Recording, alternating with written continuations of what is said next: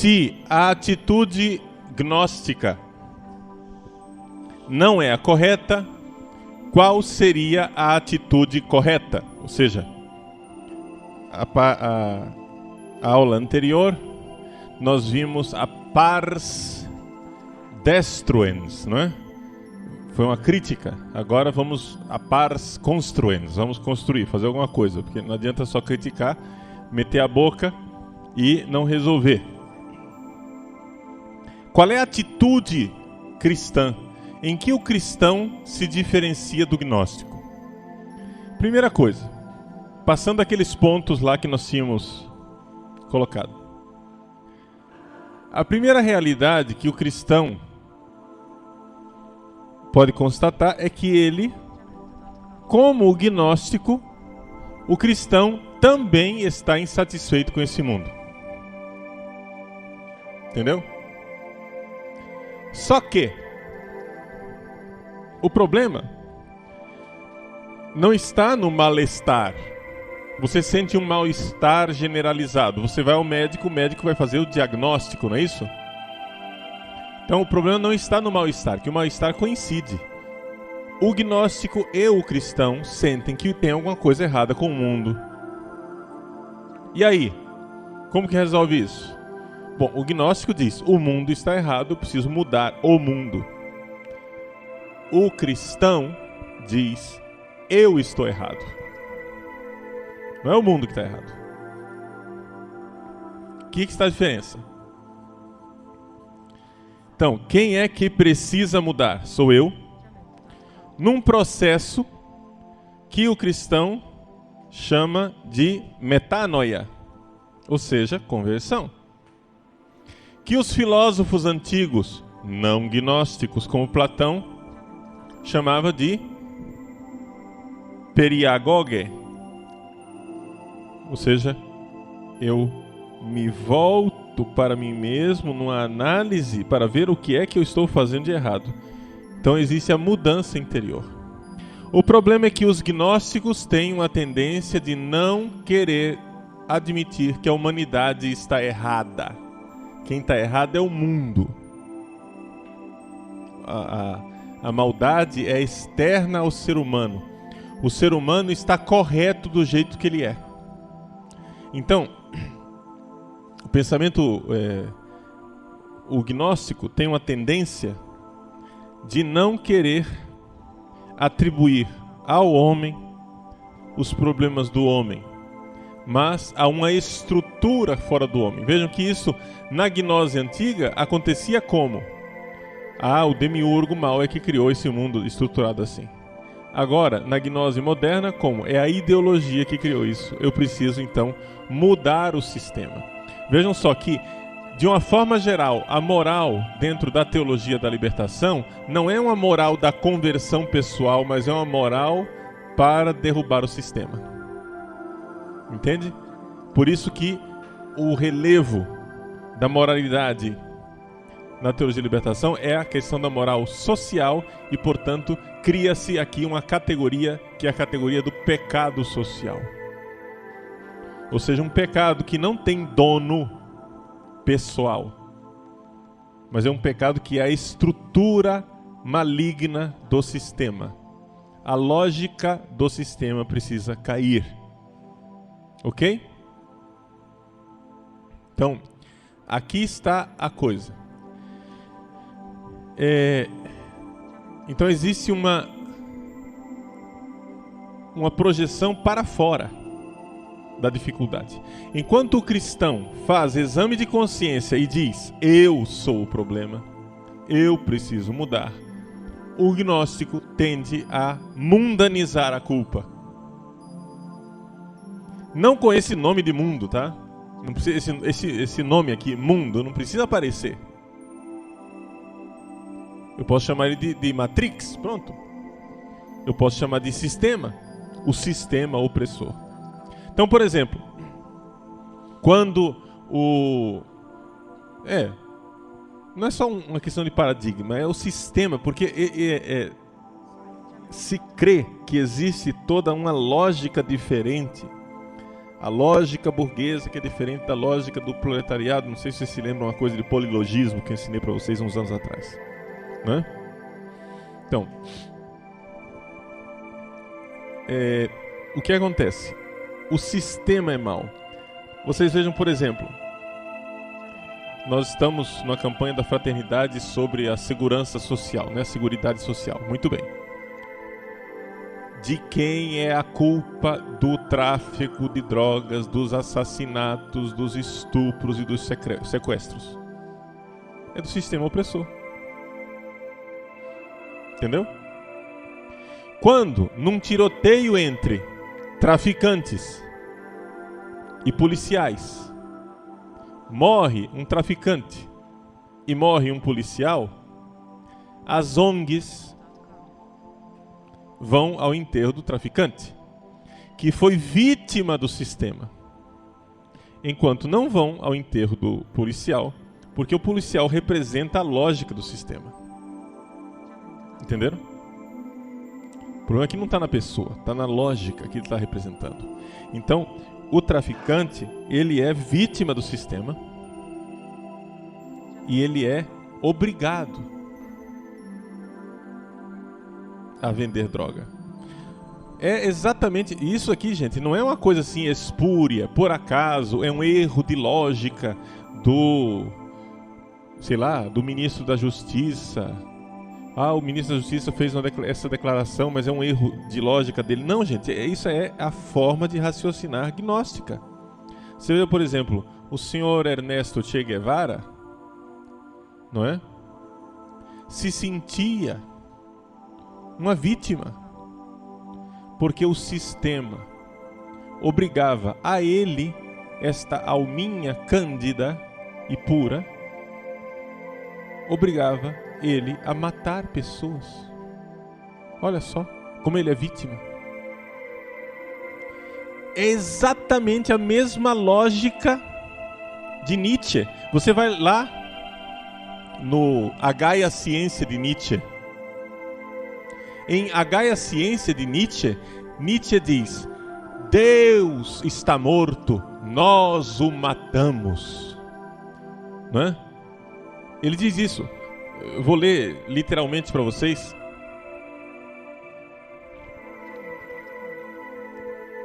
Para onde foi Deus?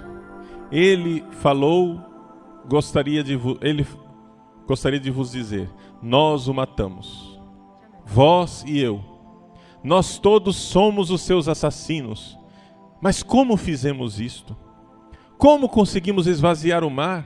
Quem nos deu a esponja para apagar o horizonte? O que fizemos ao arrebentarmos as correntes que prendiam esta terra ao seu sol? Para onde ela se move agora? Para onde nos movemos, etc, etc. E ele vai continuando esse drama, dizendo que terrível que foi termos matado Deus, não é? E no final, o que é que ele faz? Ele se sente culpado de ter matado Deus? Não, absolutamente. Ele diz: Deus está morto. Deus permanece morto. Nós o matamos. Como nos consolaremos? Entendeu? O assassino precisa ser consolado, coitado, porque ele foi vítima. Como nos consolaremos os assassinos dentre todos os assassinos? Nós, o maior de todos os assassinos, como é que nós vamos nos consolar? Não é isso? Então, se você obriga um gnóstico a destruir a realidade, a assassinar a realidade, não é? A alma cândida dele, ele vai dizer: gente, eu estou matando, mas eu sou obrigado. É a lógica do sistema que está me obrigando a isso. Pobre de mim. Eu não queria violência. Essa é a atitude de Che Guevara. Essa é a atitude de Nietzsche. E, gente, uma coisa que aparece com tanta constância não pode ser algo que é coincidência. A história do elefante, né? Estão lembrados? Se todos os elefantes têm tromba, é um complô. Alguém está pensando isso. Não é acaso. É a estrutura do próprio pensamento gnóstico. Então o que é que um cristão faz?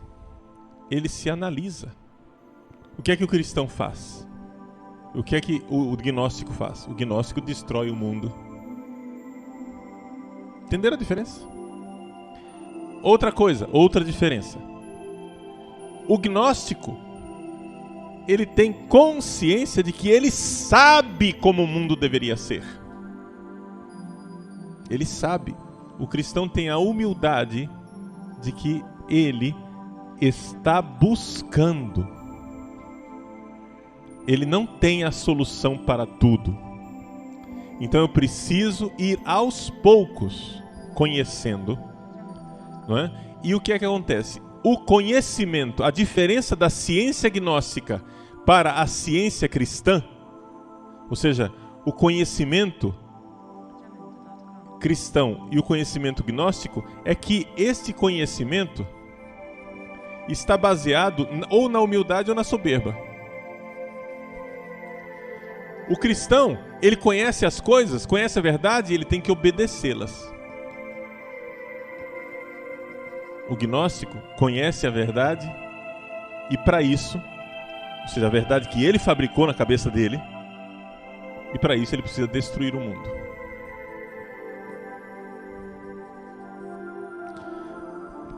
Vou dar um exemplo. Como é possível que a ciência e a tecnologia moderna tenham desenvolvido no Ocidente? Como é que aconteceu isso? Aconteceu porque o Ocidente era cristão, não era gnóstico. A técnica e o progresso da ciência aconteceu por causa da matriz cristã do Ocidente, porque a gnose jamais teria feito ciência, de verdade.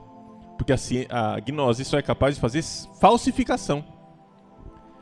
O pessoal fica dizendo, porque as grandes culturas do Oriente, porque a grande filosofia da China, do Japão, não sei de onde. Não, pera lá, meu filho, mas, escuta, vamos parar de nos autoflagelar, né? E vamos considerar que o Ocidente é grandioso. Como? Por que a ciência só se desenvolveu no Ocidente cristão? Porque essas grandes culturas do Japão, da Índia, da África, sei lá de onde, quando olhavam para as forças da natureza, achavam que as forças da natureza eram personalidades, deuses, né? Forças cósmicas. Então, eu olho para o mar e vejo o mar agitado, e eu sou pagão, e eu como pagão olho para o mar agitado e digo, olha, Netuno tá irado hoje, né? Iemanjá tá com raiva. Poseidon tá que tá cagota serena. O cristão não. O cristão diz, Netuno não existe, Iemanjá não existe, Poseidon não existe. Quem existe? Deus, que tem uma inteligência e pôs uma lei no mar. Então eu vou estudar as constâncias dessa lei e daí nasceu a ciência. Se você é pagão, a ciência jamais teria nascido. Por quê? Se Netuno está irritado, gente, não tem lógica na irritação de Netuno. Eu não vou procurar a lei que está por trás, porque Netuno é livre de ficar irritado quando ele quiser. Não tem lógica nenhuma. Mas se o mar é simplesmente um elemento natural, eu vou estudar o mar. Porque nele está uma lei criada por Deus que eu irei obedecer. E aí eu sei como funciona o mar. Aí nasce a ciência cristã. Quando eu vejo um raio, se eu sou pagão, eu acho que o raio é o deus Thor, é o deus Tupã, é Zeus, é Júpiter, que está irritado comigo, está me castigando e está mandando, né, um raio de lá do céu. O que é que os cristãos disseram? Não, Thor não existe, Júpiter não existe. Os raios são um fenômeno natural, existe uma lógica nisso, criada por Deus, e por isso inventaram um para-raio. Se nós não fôssemos cristãos, não haveria ciência. Não somente o cristianismo não é contra a ciência, como o cristianismo está na raiz e nos pressupostos da ciência moderna. Agora, é por esta obediência à natureza criada por Deus que nós, por exemplo, fomos à Lua. Como é possível levar um foguete até a Lua? Como é possível se chegar a um progresso científico deste? Por quê? Porque os cientistas da NASA estão obedecendo às leis físicas. Experimente desobedecer às leis da física. O foguete explode, cai no chão, esculhamba. Entendeu? Só é possível ir à Lua, só é possível o progresso, só é possível melhorar o mundo se antes de eu mexer na estrutura do mundo, eu obedecer à estrutura que é imutável. Mas se eu quero mudar a estrutura, eu vou progredir? Não. Eu irei fazer exatamente aquilo que todo gnóstico foi capaz de fazer na história da humanidade. Desde os cátaros albigenses até os engraçadinhos dos marxistas atuais. A única coisa que eles são capazes de fazer é uma coisa só: destruir. Pegue o Capital de Marx. O Capital de Marx descreve a belíssima sociedade que eles querem construir? Não. Descreve a sociedade moribunda que eles pretendem destruir. Eles mostram o que está errado e o que eles querem destruir. E como é que vai ser esse mundo maravilhoso que vocês vão construir? Bom, isso eles não sabem. Isso eles descrevem muito vagamente. E quando descrevem o que será, não descreve como é que nós vamos chegar lá. Fica só na fantasia. Entende? Fica só na fantasia. Por quê? Porque se não existe uma atitude de obediência, se eu sou um novo demiurgo, ou seja, se eu odeio o Deus que fez este mundo, e o mundo está errado, eu irei destruir esse mundo para fazer o paraíso aqui. Quem sabe como é o paraíso sou eu. Então eu passo com a patrola em cima de tudo e eu vou construir o paraíso. O que é que eles são capazes de construir? Basta olhar nas páginas da história, eu não preciso inventar. Basta olhar o que é que o marxismo construiu de verdadeiro, real e concreto na história da humanidade. O negócio é tão paradisíaco que os cubanos preferem enfrentar os tubarões do Caribe para ir para o inferno capitalista do que ficar no paraíso de Cuba.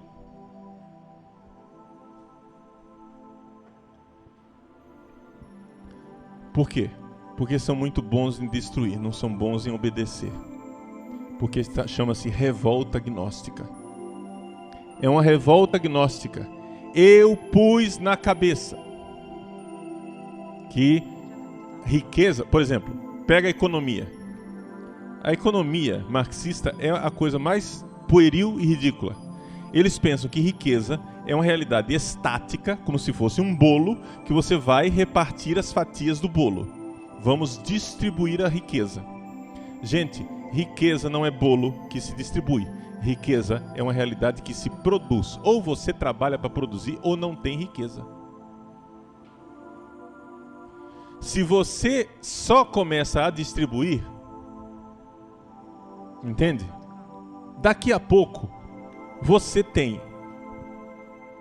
desestimula toda a economia a tal ponto que as pessoas só vão querer receber do Estado Papai Noel. É exatamente o que aconteceu, por exemplo, na União Soviética, em Cuba e Companhia Limitada. Um capitalista americano foi visitar a indústria da extinta União Soviética. Foi lá, olhou o trabalhador, perguntou para um trabalhador russo: quanto você ganha? Tantos rublos. Ele anotou isso. Pouco, né? Aí depois começou a investigar, lá. Depois que ele visitou a fábrica durante um mês, voltou e disse: você ganha demais. Pelo que você produz, você ganha demais. Porque não tem mentalidade empresarial, tem mentalidade de funcionário público. No sistema comunista, a riqueza, ela não é eu não preciso produzir riqueza. vou ser distribuído do Estado, Papai Noel vai me dar. Então eu não preciso produzir. Vai ter Bolsa Família, Bolsa Escola, Bolsa Saúde, Bolsa Gás, Bolsa... né? Inventaram até agora, tem a Bolsa Camisinha e a Bolsa Vaselina, né? Porque distribuíram 40 milhões de reais de KY. Lubrificante anal, sachês de lubrificante anal. 40 milhões de reais do seu dinheiro. Para democratizar. Não vou dizer o que é que eles estão democratizando, né? Mas vamos deixar para outra ocasião. Então vejam só. Gente, o que é que acontece de fato com Nós temos, com conhecimento cristão, eu tenho que conhecer como é que as coisas funcionam, obedecer isso, e aí eu consigo melhorar alguma coisa. Então vejam só. Qual é a tradição administrativa de uma atitude do cristão tradicional? É o seguinte: nós temos um problema. Muito bem, vamos fazer uma reunião. Que problema que nós temos para resolver? O seminário Cristo Rei está com um problema. Eu reúno os seminaristas, nós discutimos o problema e elaboramos uma solução para o problema. Dentro daquilo que são as experiências que as pessoas já tiveram antes de nós, dentro da tradição, como é que se costuma resolver esse problema. Então a gente ouve, a gente considera o valor da tradição e diz, olha, quem sabe a gente resolve desse jeito. Mas vamos mudar tal coisa, tal detalhe, para adaptar a nossa realidade agora. Nós fazemos uma reunião, colocamos a solução para o problema. Daqui a uma semana, meus senhores, não tem dúvida nenhuma, nós vamos estar nos reunindo para resolver o problema que nós criamos com a nossa solução. Entenderam? Porque é assim o ser humano. A nossa mente não sabe tudo. A razão prática, ela é muito limitada. Nós, quando enxergamos uma solução, criamos problemas com as nossas soluções. Então nós temos que ter o quê? A sabedoria e a prudência de mudar as coisas aos poucos. Então, o que é que normalmente se faz?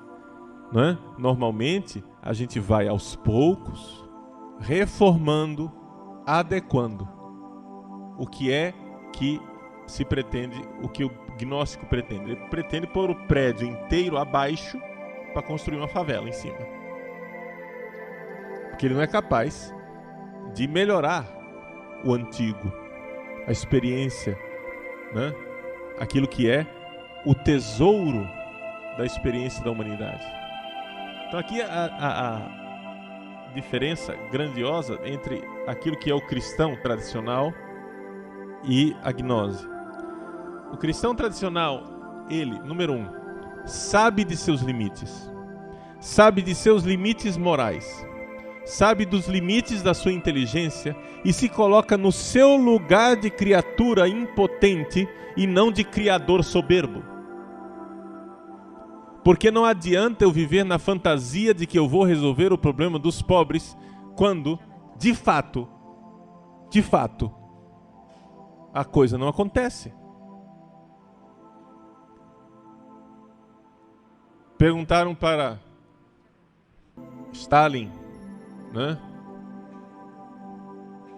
Por que é que ele mandava tanta gente para Gulag e companhia limitada,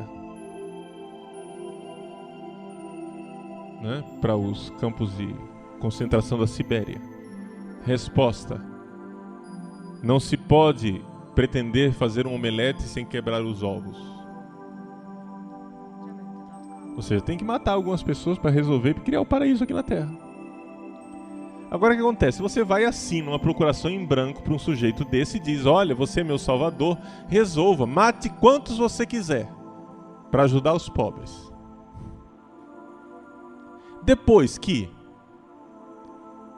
depois de quase 100 anos de comunismo real nesse mundo aqui, em 2017 nós vamos estar comemorando 100 anos de governos comunistas no mundo. Depois de 100 anos de governo comunista, esses caras já mataram mais de 100 milhões de pessoas em nome de um futuro que não chega nunca.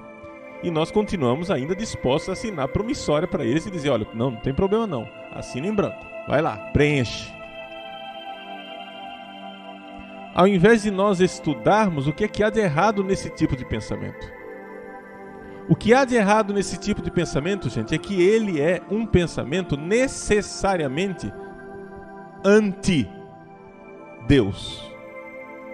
O que está por trás, a filosofia que está por trás da teologia da libertação é o marxismo. E o marxismo não é somente ateu, ele é antiteísta.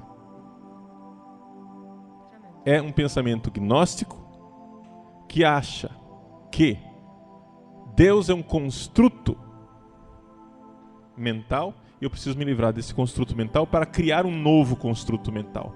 Então eu sou o parâmetro, eu crio. Eu penso Deus como ele deve ser e eu digo a Deus como ele deve ser. Ao invés de pegar Deus como ele foi revelado. Como é que ele se revelou? Como é que está na tradição da igreja? Então vejam só. Onde é que está a visão da coisa? Não existem somente esses dois extremos, em que eu mudo tudo e eu não mudo nada. Isto é integrismo, gente. O revolucionário quer mudar tudo. O tradicionalista não quer mudar nada. Mas Deus nos colocou nesse mundo como colaboradores, como co-criadores. O que é a co-criação? A co-criação é quando eu obedeço a estrutura da realidade e criativamente transformo com humildade, tentando melhorar. Mas nem sempre as minhas melhoras constituem um progresso real. Os próprios marxistas são capazes de enxergar isso, quando, por exemplo, é citado pelo próprio Papa, na encíclica Spe Salvi, Theodor Adorno diz que progresso, em uma palavra, poderíamos resumir assim: foi o progresso do estilingue, né, do bodoque, da tiradeira, da funda, do estilingue para a bomba atômica. Olha que beleza. Progredimos muito, né? Então nem sempre as transformações que eu coloco na realidade são boas. Eu preciso rever. Então por isso, modéstia nas transformações. Acumular experiências. Essa é a posição do verdadeiro conservador. O verdadeiro conservador, ele leva em conta as experiências do passado e tem uma grave desconfiança de sua capacidade de resolver problemas. Por isso ele resolve os problemas, muda o mundo, mas muda devagar, muda com calma. Por exemplo, se uma mentalidade equilibrada e conservadora tivesse feito a reforma litúrgica do Vaticano II, ela teria sido feita diferente. Por quê? O que é que fizeram com a reforma litúrgica? Praticamente passaram com a patrola em cima do missal que havia anteriormente e escreveram um missal todo ex novo. Ora, esse tipo de coisa é revolucionário. Tá? Assim como pegar 40 anos de vivência com o missal de Paulo VI e jogá-lo totalmente no lixo e voltar para Pio V do dia para a noite é também revolucionário. É revolucionário de direita, mas é revolucionário do mesmo jeito. O que é que faz um conservador? Faz aquilo que Bento XVI está fazendo. Ele dá um passo e vai... Primeiro, ele está pondo em prática aquilo que já está na legislação. Pode comungar de joelhos? Pode. Então, muito bem, vamos comungar de joelhos. já está no missal de Paulo VI, que pode comungar de joelhos. Pode celebrar missa orientada? Pode. Então vamos mudando aos poucos. Faz o seguinte, ao invés de você ficar de costas para o povo não sofrer esse choque do padre de repente virar de costas para o povo, faz o seguinte, põe um crucifixo no meio do altar. Assim fica claro que você está rezando para Deus, não para o povo. Vejam que é aquilo que diz o padre, o Monsenhor Sérgio Costa Couto, lá do Rio de Janeiro, que é meu amigo. Ele diz assim, olha, eu sou tão contra a revolução, que eu sou contra a revolução mesmo quando ela é a meu favor. Esse é um pensamento conservador. Vamos mudar? Mas vamos mudar devagar, porque o povo não se muda desse jeito. Entende? Isso vai ser uma agressão para as pessoas. Eu não vou de repente chegar numa paróquia, começar a celebrar de latim, de costa para o povo, porque isso é uma revolução de direita. Assim como foi uma agressão aquilo que fizeram, mudando de Pio V de repente para Paulo VI, pum, né? Isso foi revolucionário. Também o caminho de volta para a tradição tem que ser lento, porque senão não será um projeto conservador, vai ser um projeto revolucionário de direita. Também porque, vejam só, o missal de Pio V precisava ser reformado. Todo mundo admite isso. Não precisava ser devastado do jeito que foi, né? Não era necessário se reescrever o missal a Volvo, né? Começar, vamos construir. A missa não é um construto. A liturgia não é um construto. A liturgia ou eu a recebo da tradição, ou então o negócio fica complicado. Então, vejam, aqui que está. Entre mudar tudo e não mudar nada, existe o fato de que eu, número 1, obedeço à estrutura do real. E é obedecendo à estrutura do real que eu vou modificar a natureza. Veja, isso dá tão certo com as ciências, por exemplo, arquitetura, engenharia. Você vai construir um prédio. O que é que você faz? Você obedece o terreno que você tem. Não é isso? Se o seu terreno não tem fundamento, você vai precisar arranjar fundamento para esse terreno. Você tem que obedecer à falta de estrutura do terreno, à falta de fundamento do terreno. Se você vai construir em cima de um lamaçal, não é? Você vai ter que cavar esses fundamentos muito profundos para conseguir esse prédio ficar de pé. Você tem que primeiro colocá-lo sobre a rocha. Isso é obediência. Mas você consegue construir coisas novas. Entende? Deus não é contra a criação que o homem faz. Deus, olha só, eu estou usando a tecnologia criada. Está aqui, ó. É coisa boa. Computador, mesa de som, caixa de som, microfone. Nada disso existe na natureza. Tudo isso foi criação do homem. Mas criação do homem que descobriu, olha, tem essa energia aqui chamada energia elétrica. O que é que nós podemos fazer com ela? Estudou, obedeceu à estrutura da energia elétrica, aí você faz alguma coisa. Então, isso, dentro do direito canônico, como é que nós podemos aplicar? Dentro do direito canônico, qual é a realidade? A realidade, número 1, é saber que a igreja ela é recebida. Não adianta ficar fazendo assembleias paroquiais e diocesanas perguntando que igreja nós queremos. Essa pergunta é revolucionária. Você tem que perguntar que igreja Deus quer. E então, entrar num caminho de conversão, né, em que você deve mudar. E você, lenta, gradualmente, sem grandes pretensões, porque nós não somos capazes de resolver os problemas todos de uma vez, nós não vamos criar as coisas do nada. Iremos mudar lentamente, com prudência, obedecendo àquilo que é a estrutura da igreja criada por Deus. Agora eu, revolucionário, ponho na minha cabeça, lei é coisa ruim, lei é fruto do pecado original, lei é fruto do pecado do homem. Não, meu filho, lei não é fruto do pecado do homem, não. A lei dentro da igreja é constitutiva do próprio evangelho. Se Jesus veio e pregou o evangelho, eu tenho que obedecê-lo, isso me vincula. Eu tenho que conservá-lo e isso me vincula. Eu tenho que fazer com que a igreja cresça, progrida, e isso me vincula. Então, agora, uma coisa é eu chegar e dizer que eu vou obedecer à natureza da mangueira que está aqui. Vou podá-la, vou adubar, e ela vai crescer, vai se desenvolver, vai ficar frondosa, vai dar muito fruto. Eu estou obedecendo à natureza da mangueira. Ela está crescendo, ela está se modificando, está havendo melhoria, está havendo transformação, mas dentro da natureza da mangueira. Outra coisa é o cara chegar e dizer, não, mangueira dá muito trabalho, vou fazer o seguinte, vamos arrancar a mangueira e plantar um poste no lugar. Isso é completamente revolucionário, você não está... Entende? Vamos fazer uma eclesiogênese. Eu sei como a igreja deveria ser. É esse pressuposto gnóstico que está por trás do pensamento de Leonardo Boff.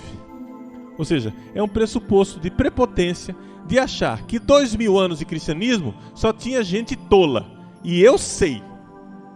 Gente, como dizia, diz ainda, né, porque tá vivo, o cardeal Bife, o cardeal emérito de Bolonha, ele diz assim, olha meu filho, quando você pensar alguma coisa nova em teologia, investigue bem, porque a grande probabilidade é que você esteja errado e seja uma heresia. Por quê?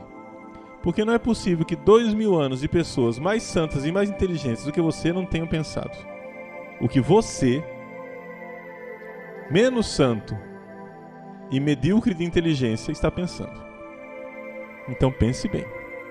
Porque se você está pensando em alguma coisa nova, é possível e provável que você esteja errado. Entende?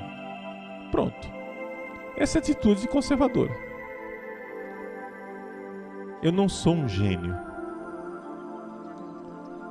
Paulo Ricardo não é um gênio. Eu não quero inventar uma teologia minha. Eu não quero ensinar para vocês o meu direito canônico. Uma das coisas que eu mais chamo a atenção aqui na sala de aula, quando gente, isso aqui é minha opinião, cuidado.